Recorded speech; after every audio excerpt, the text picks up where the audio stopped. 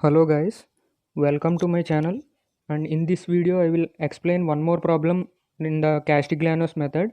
So I have already explained two problems on this same method, and this is the third problem. If you haven't watched those two videos, then please watch those two videos and come back to this video, because in those two videos I have explained clearly about each and every calculation. So the problem is somewhat larger when compared to the previous two problems. So I have completely explained each and every step in the previous two problems, and again I am not going to explain the similar steps in this problem, because if I include that explanation, then one problem will take more than 1 hour. So if you haven't watched those two videos, I will provide the link in the description for the two videos. Please watch those two videos and come again to watch this video. So let us start the solution. So as usual, the first step is to calculate or check the static indeterminacy. So I am denoting with SI. Static indeterminacy is equal to, the formula for plane truss is m plus r minus 2j.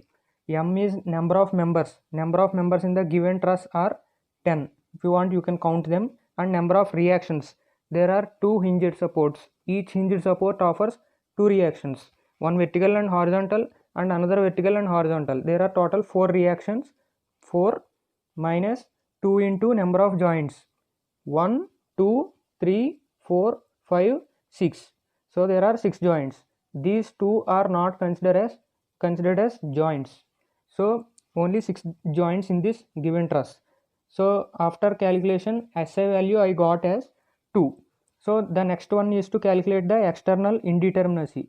External indeterminacy is equal to R minus number of equilibrium equations. You know what is R. Here we have substituted. R is the number of external reactions. If there are two hinges, then the number of external reactions will be 4, minus number of equilibrium equations. We know number of equilibrium equations: sigma V equal to 0, sigma H equal to 0, sigma M equal to 0. So there are 3 equations. So 3 is equal to 1. So external indeterminacy is equal to 1. And the next one is internal indeterminacy. Internal indeterminacy is SI minus external indeterminacy. This is the formula, and SI value we got as 2 and external indeterminacy as 1. So therefore the truss is both internally and externally indeterminate. We got both indeterminacies. So what we should do here? So if we got internal indeterminacy, then choose member as redundant. So internal indeterminacy is 1. Therefore, we have to choose one member as redundant. And we also got external indeterminacy also. Then choose any reaction as redundant. So we got externally indeterminacy as 1. Therefore, we have to choose one reaction as redundant. So how to choose as redundants?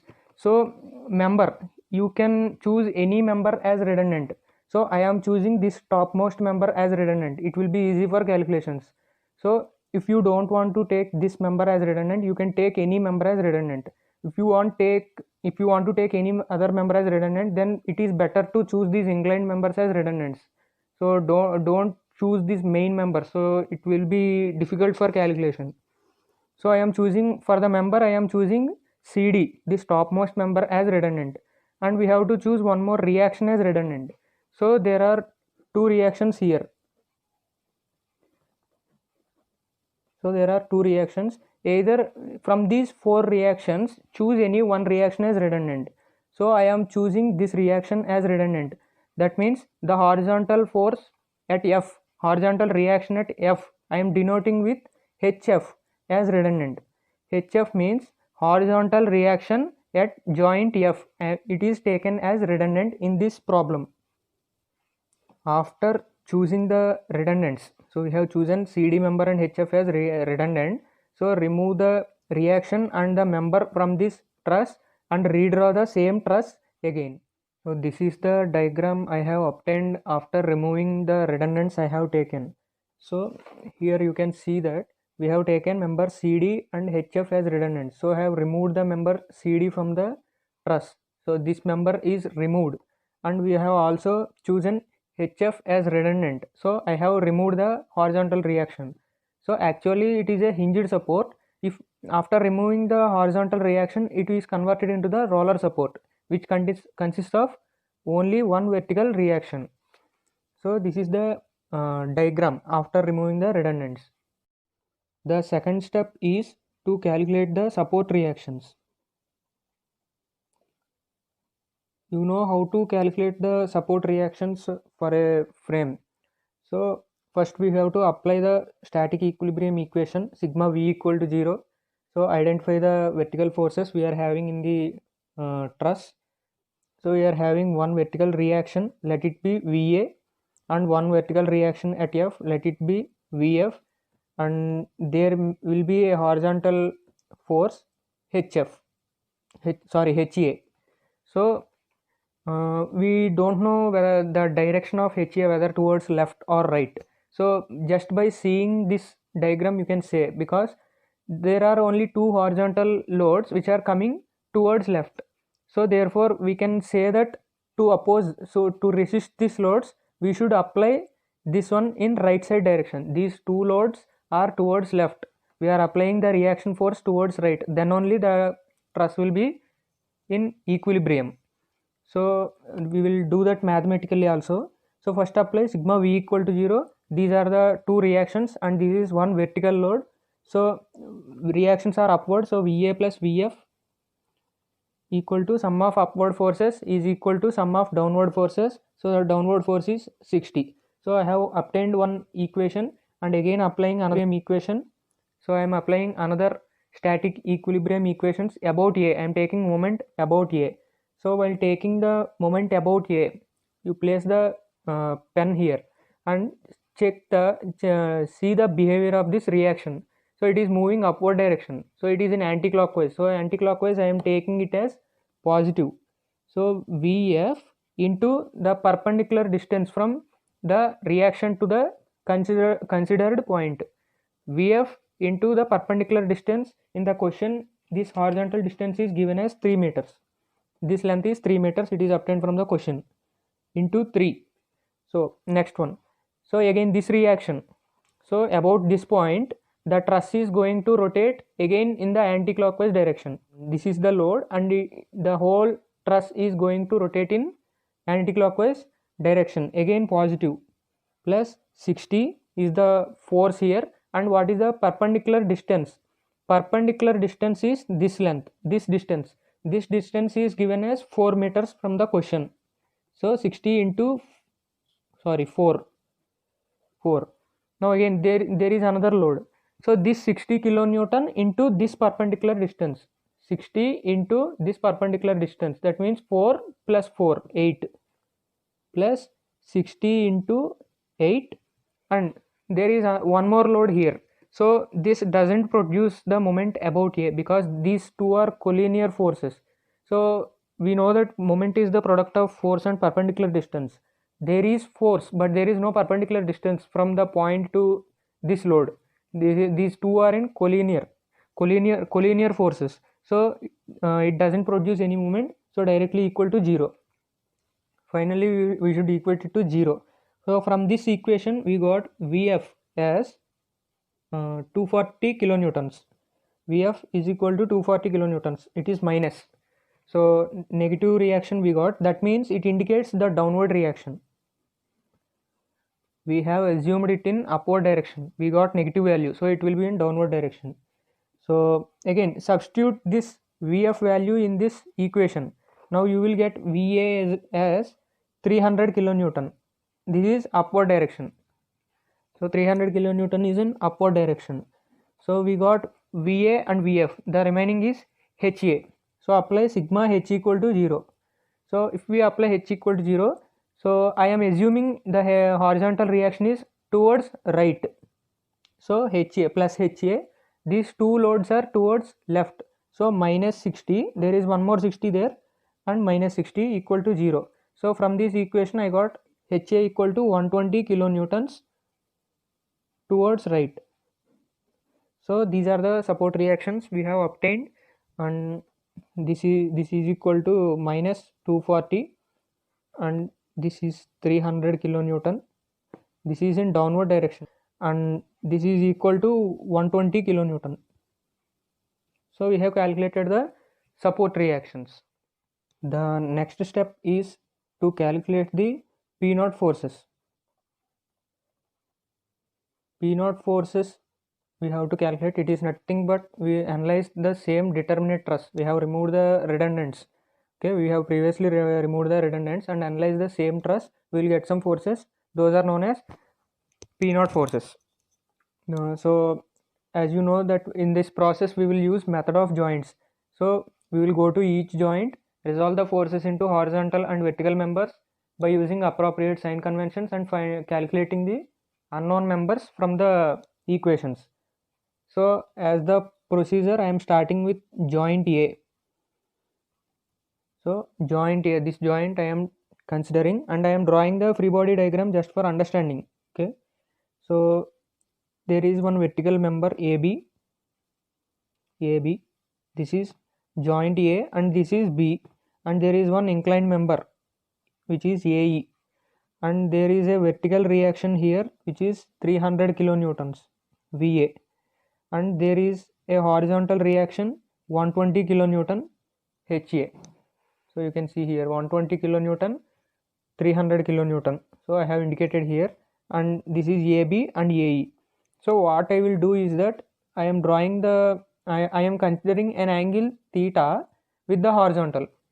So in the same diagram I am assuming the horizontal axis and considering angle theta, and also similarly here also angle theta. So if this is angle theta, then the alternate angles must also be equal and equal to theta. So these are also equal to theta. So I am considering joint A, and before calculation we should calculate the values of sin theta and cos theta from these values. Okay, so here I have calculated the values of sin theta and cos theta. So I considered angle theta here. So sin theta formula is opposite side by hypotenuse. Opposite side 4 meters by hypotenuse 5 meters. This is 4 meters. This is 3 meters. Therefore it will be 5 meters. Opposite side 4 meters by hypotenuse 5 meters. That is what I have written here. Similarly, cos theta is equal to adjacent side 3 meters by hypotenuse 5 meters. So now I am considering joint A. Now I am considering joint A. First apply sigma h equal to 0. Algebraic sum of all the horizontal forces equal to 0. So there is no member in this direction. So what are the horizontal forces we are having here? There is 120 kilonewton reaction going in right side. So right side it is positive 120 kilonewton. Now you have to resolve this member horizontally. Before resolving you have to assume the certain force in this member. So the way of assuming is, if this reaction is in upward direction, then it is better to assume that this one will be in downward direction, then only it will balance the joint. Okay, most of the cases you assume like this, you will get the positive values. So the reaction is in upward direction, your assumption is in downward direction. So if this is resolved, let the force in AE be PAE. PAE is the force in the member AE, and we have to calculate the force PAE. If this is resolved horizontally, it will become PAE theta, and it will be the cos component. Okay, so this is towards right. This reaction is acting towards right. This force is acting towards left. Both are opposite to each other. So minus PAE cos theta equal to 0.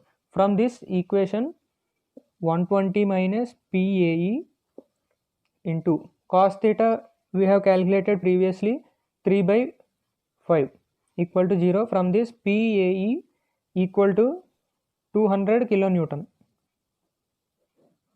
PAE equal to 200 kilonewton.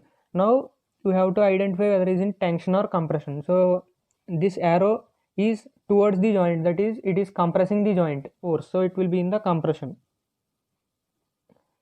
So now apply similarly sigma v equal to 0. Sigma v equal to 0, we are having vertical forces in the member AB and the resolved component of this member AE. So upward reaction 300 kilonewton is positive. So now what you will do is resolve this member vertically. If this is the cos component, this will become the sine component.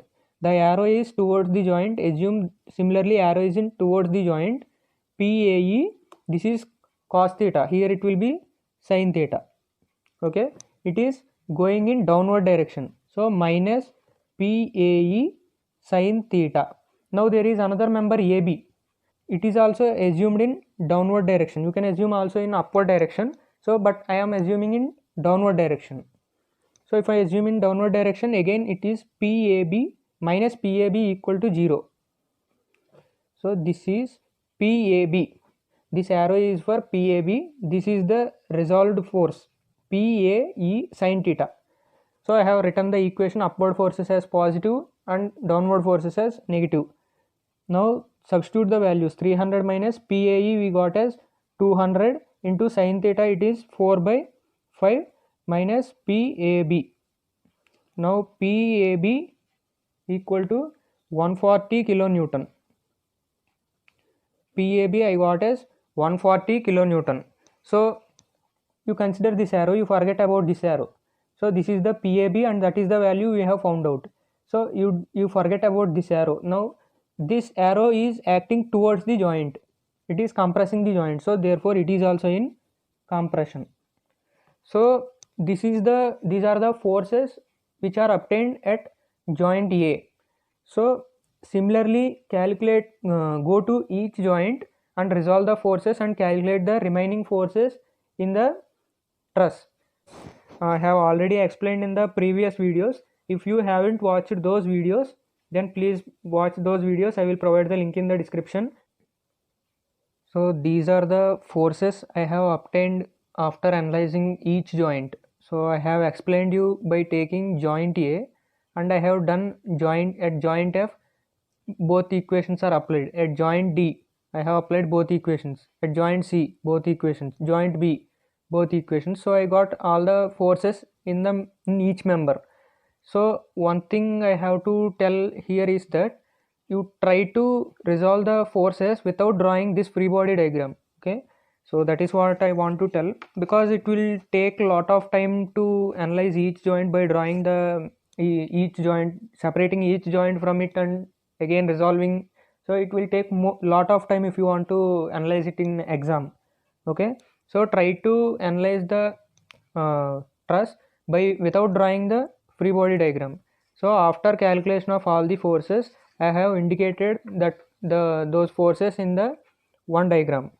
So I have indicated these forces, compression, and whatever the values I have obtained, I have indicated in this diagram. So the diagram is known as P0 diagram. So whatever the values I have rounded off indicate the compression values, and the tension values are written normally here. So it is just to identify easily. So just by seeing we can know what is the nature of force in that member. Okay, so the arrow representation is more important here. While representing the compression members, the arrow should be away from each other. While representing the tensile force, the arrow should be towards each other. So it is to be mandatory. Okay, this is most important thing we should follow while analyzing the trusses. So with this step we will enter into the fourth step. With this the third step is completed. So the fourth step is calculation of P1 forces. So the calculation of P1 forces includes applying the unit load on the redundants. So in the first step itself we have taken member CD and HF as redundant. So just for now I am speaking about the member CD. So initially consider the member CD, apply the unit load on the member CD. So before applying, draw the same truss again and apply the member unit force in the member CD, and then analyze again by using the method of joints. So I will explain how it is. So I have redrawn the same truss by removing all the external loads. So whatever the loads that are present on the truss, I have removed all the external loads. I have drawn the free body diagram of the entire truss.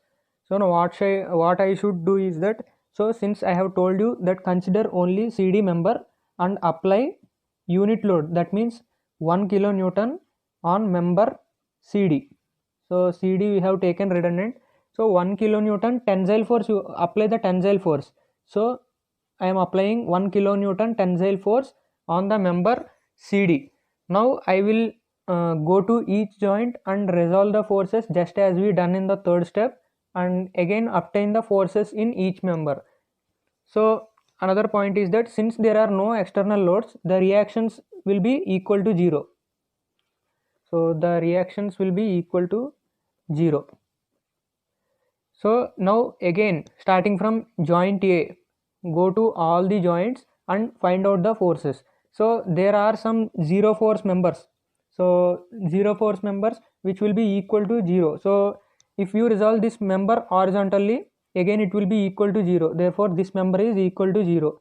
Similarly, if you resolve this horizontal member, if you resolve this member horizontally, again it will be also equal to finally 0. So this is also equal to 0, and the force in this member is also equal to 0. If you want to know, then perform the method of joints at this joint. Okay, just for saving the time I am saying this member is also equal to 0.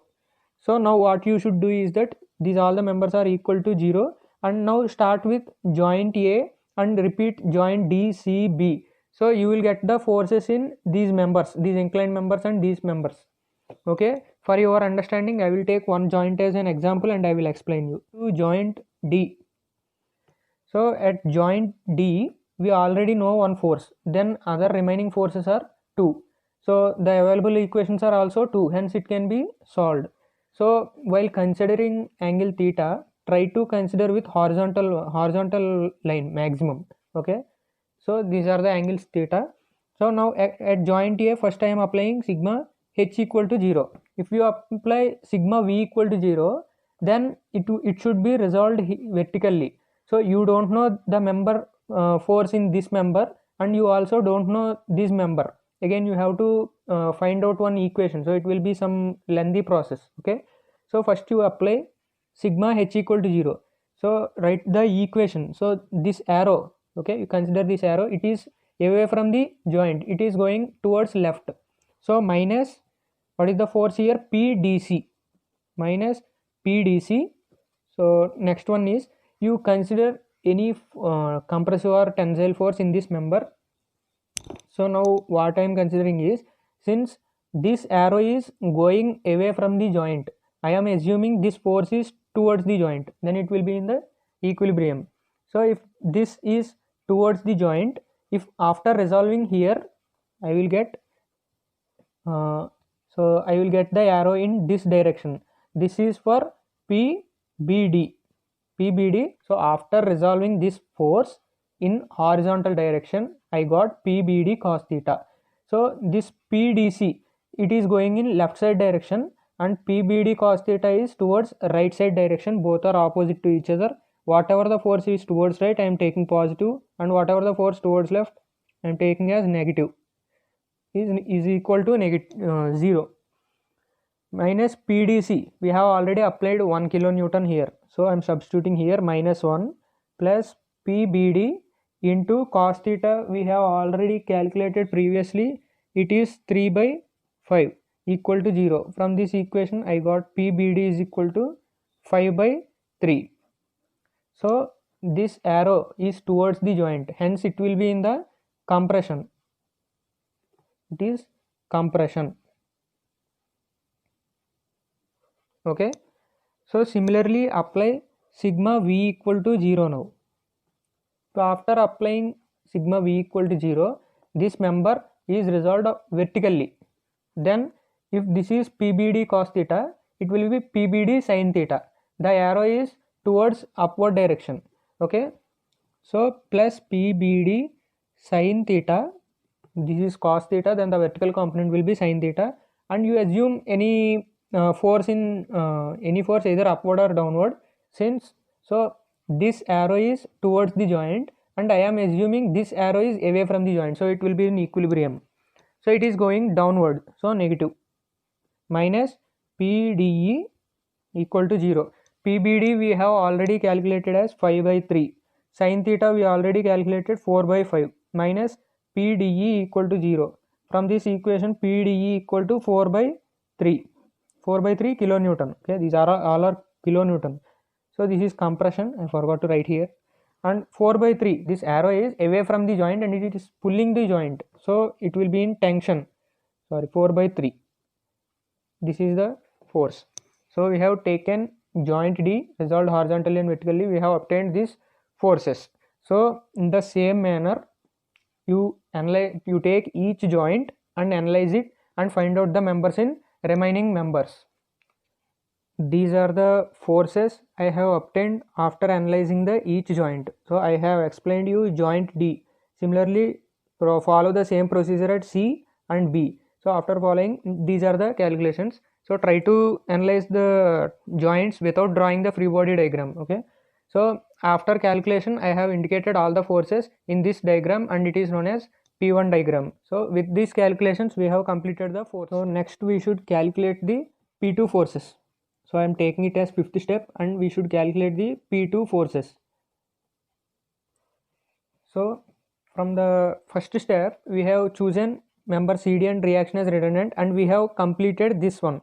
By the forces obtained from this one is known as, this member is known as P1 forces. Now we have to calculate the P2 forces. We will start calculating P2 forces.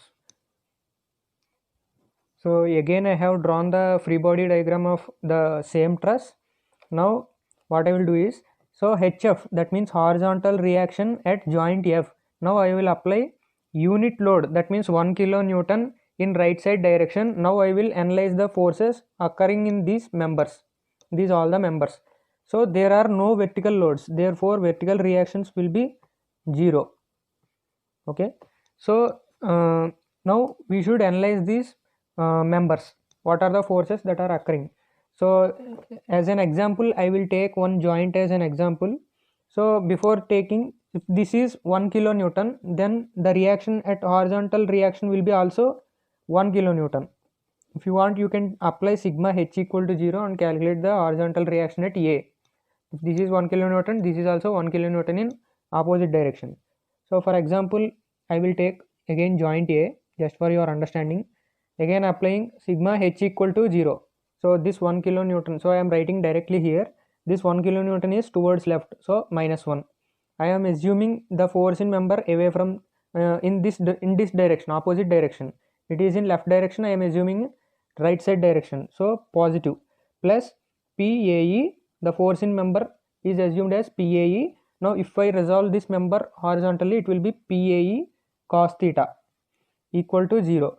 So minus 1 plus PAE into cos theta means adjacent side by hypotenuse. This is 3 meters and hypotenuse is 5 meters. So 0. Now I will get PAE equal to 5 by 3 kilonewton. So it is away from the joint. I will get it as tensile force.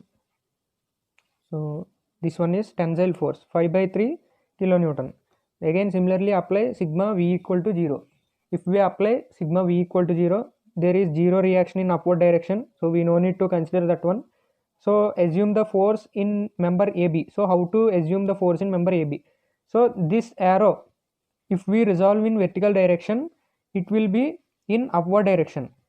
The magnitude will be PAE sin theta. Okay, if we assume in upward direction, it will be PAE sin theta. As it is in upward direction, you assume in downward direction. So assume the member in downward direction, PAB. So assume PAB in downward direction. So since it is in downward direction, minus PAB. On resolving this member vertically, we will get plus. So the arrow will be in upward direction. So plus PAE sin theta equal to 0. There is 0 reaction here. PAB, we have to find out that one. PAB equal to PAE, we have already calculated 5 by 3, and sin theta. Sin theta is nothing but opposite side by hypotenuse. Opposite side is 4 meters and hypotenuse is 5 meters. So it will be finally PAB equal to 4 by 3. This is PAE. It is a tensile force and PAB. Now observe this one. this, you forget about this arrow. This arrow is towards the joint, that means it is compressing the joint, so it will be in compression. So I will draw one arrow in away from each other. Okay, the magnitude is 4 by 3. Okay, this is 4 by 3 kilonewton and we obtained as 5 by 3 kilonewton. So these are the forces I have obtained after analyzing it. So you can also analyze and check my calculations. So I have placed all these forces in this diagram and it is known as P2 diagram. So these members are zero force members. So if you want, you can analyze each joint, you will get again 0 only. So we have completed the step 5. Finally, the last step is calculation of final forces, that means P forces. So this is the last step. We have to draw one table. This is the format of the table. So the first column is member and the next one is P0 plus P1 R1 plus P2 R2 P1 P2. So this column multiplied by P1 and again this column multiplied by P2, and this is the final formula for calculation of final forces. So all the members are filled in this column. So I have filled all the members in the column. The member which I have taken redundant is placed at last. So now before filling this column, I will start filling these two columns. So to fill these two columns, we should consider P1 and P2 diagrams. So these two are the P1 and P2 diagrams. So by seeing these diagrams, we should fill these columns. So for AB member, P1 value, so I will place it here. So for AB member, P1 value for AB member is 0.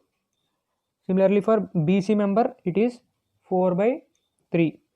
For DE member, again it is 4 by 3. In the similar manner, place all the P1 values in this column for the respective member. So I have filled all the P1 values by seeing the P1 diagram for the respective member.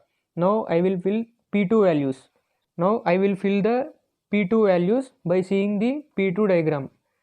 So you can see here P2 values. So from the P2 value for AB member, that means this member is minus 4 by 3 because it is in compression. Now for BC member it is 0. Again for DE member also it is 0. Similarly, you have to fill all the columns by seeing the P2 diagram. So in the same fashion, I have filled the P2 values by seeing the P2 diagram. So now calculation of this column. So we should calculate this column.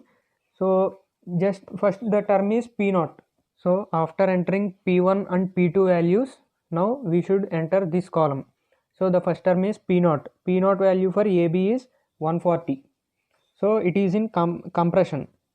So minus 140 plus 0 into R1. So we should follow the formula. Okay. Now again plus P2, it is minus 4 by 3 into R2. So this is one equation. Again similarly for BC. For BC member, the P0 force is minus 60. Again plus P1 value is 4 by 3 into R1 plus again 0 into R2. So you can write here. So 0 into R2. Again for member DE. For the member DE, it is in tension. So plus. Okay, plus P1 into, that means it is 4 by 3 into R1 plus P2 is 0 into R2. So similarly, calculate all the values by placing P0, P1, P2, and R1, R2 are the unknowns which we have to find out. So I have placed all the values. P0 is obtained from P0 diagram, P1 is obtained from P1 diagram, P2 is obtained from P2 diagram. P0, P1, P2 of the respective members are placed in this formula and these equations are formed. R1 and R2 are the unknown values. So the next step is to calculate this column, and this column is nothing but multiplication of this entire column with this column. So this equation multiplied by 0 it will become 0. So this equation multiplied with this one. Okay, minus 60 into 4 by 3, it is minus 80. Next, 4 by 3 into 4 by 3, it is plus 16 by R1. 16 by R1. 4 by 3 into 0, it is 0. 0 into R2. Okay, 4 by 3 into 80. 80 into 4, 320. 320 by 3. Again plus 4 by 3 into 4 by 3, it is 16 by 9 R1. 4 by 3 into 0, it is 0. Similarly, multiply this value with this value. Again it will become 0. Again 0. 0. So multiply these values and again rewrite the equation here. So anything multiplied by 1, it will be again the same equation. So I have multiplied all the columns, and next this one. Again this column into P2. This time we should multiply with P2 column. Okay, first we have multiplied these two columns, next we have to multiply these two columns.